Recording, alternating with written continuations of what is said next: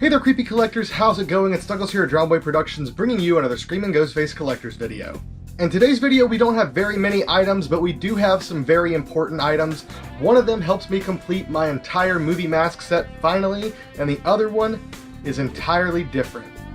But before we dive into what we have in today's video, I want to go ahead and show you guys this update on the 2018 Myers that was picked up in yesterday's video. If you watched the video, you would know that this mask originally had a massive tear up this side of the face and a massive tear going down this side of the face. I picked this fella up for $20, took it home, did the video, after doing the video fixed it up, and it took no time at all just to fix that seam and blend it back together with a little bit of paint.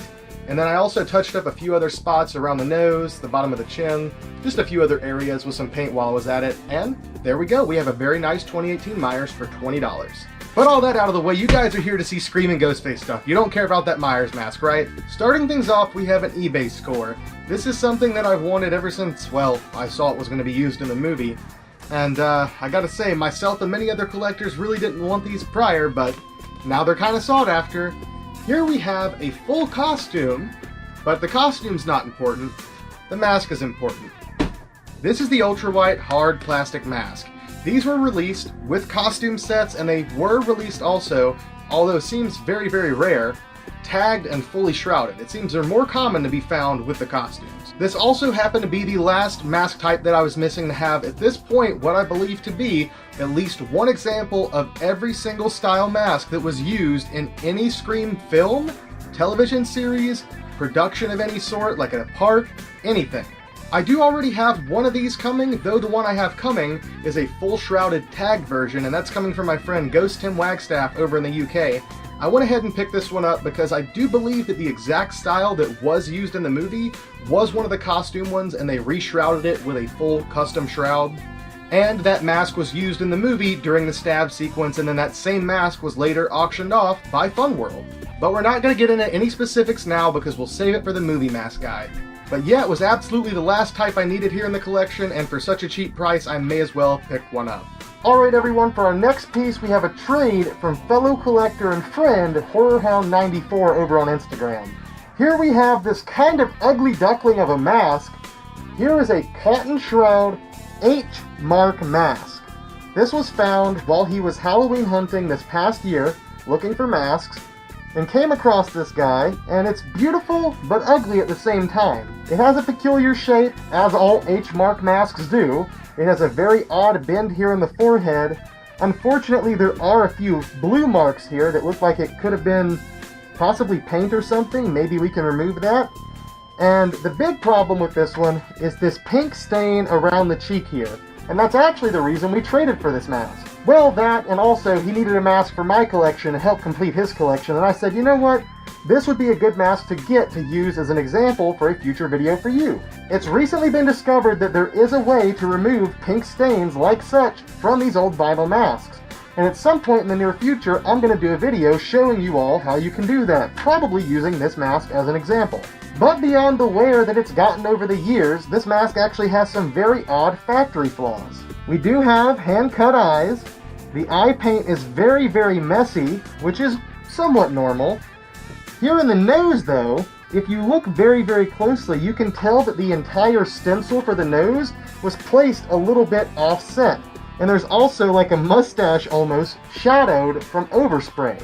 Try to show that to the camera up close, maybe you can see it. Maybe if not, I'll put some close-ups in. Then if you look at the mouth, same thing. The stencil is so off that you see painting all the way on the other side of the mouth here. And if you look down in the bottom of the mouth, you can tell that the only reason the bottom is really filled in at all is from overspray. It's pretty noticeable. But we don't stop there. If you look at the vent hole, where you would normally cut the hole where you breathe in the mouth, it's actually not even fully punched. Most of the material where it would be punched out is still there and still attached. And then to talk about the shroud condition. The shroud's actually in great condition. No rips, no tears, no problems to worry about there. But if you look at how it's stitched on, it is very, very crooked. So the shroud's on sideways, it's got overspray on the nose is painted crooked, the mouth is painted crooked, the eyes are sloppy. Not a very beautiful mask. Now you kind of get why I said the ugly duckling. But regardless, the mask will be very useful for showing you guys how to fix these up, and we'll probably do just an updated video showing you more mask care than just the pink away. Alright guys, now we have the big item for today's video, the item that I've been wanting for years and years, ever since I first started collecting Scream stuff, and I'm sure that any of you out there as Scream fans would want. I've only seen a handful of these amongst collectors and only a few pop up for sale in the past 3-4 years, and only 2 of them this past year, one of which popped up for sale right before this one and went for $20. I was pretty bummed out about missing out on that one, but like I said, right after that one sold, this one popped up and for an even better price.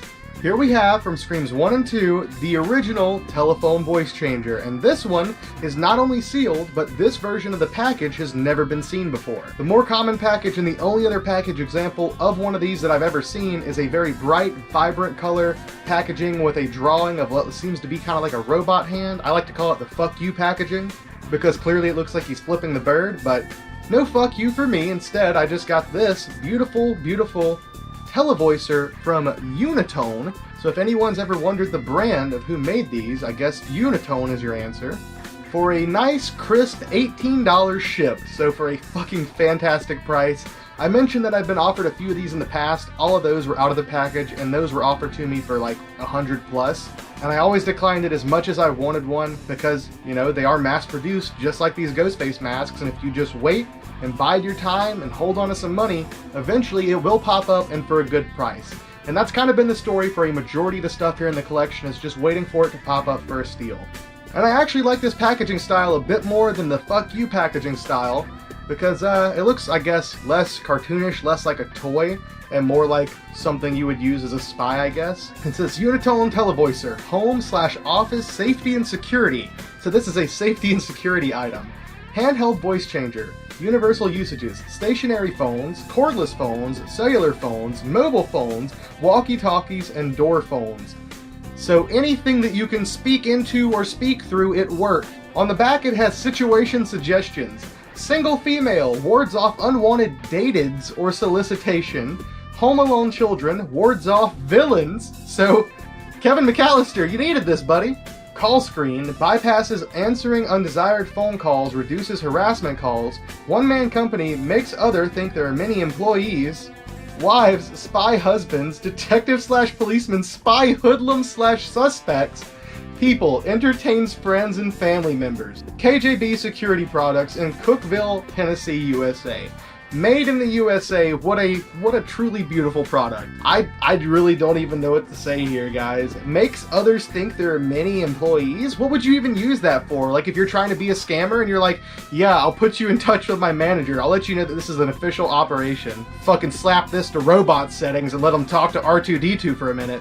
Spy hoodlums/suspects? What does that even mean? How would you use this to spy on them? What? I just genuinely am baffled at this, but still, it's really, really cool. And what I like about this package, even more so, I guess, than the fuck you packaging, is that it's just a card with like a plastic bubble, so I can actually just slide the back card up here and remove the voice changer if I want to. Of course, I'm never going to use it. I mean, maybe we could open it and do a voice test if you guys want.